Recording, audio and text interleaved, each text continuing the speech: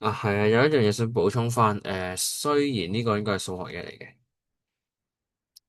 一粒點同埋一個平面最近嘅係咩？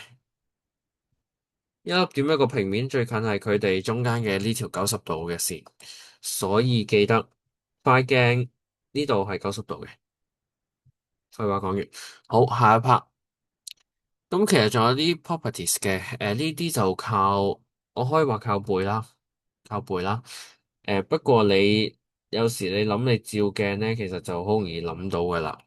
OK，你有冇發現你照鏡嘅時候，你個人同你望到嘅影像，你會有咩唔同？OK，左右會叫做 inverted，左右係顛倒咗。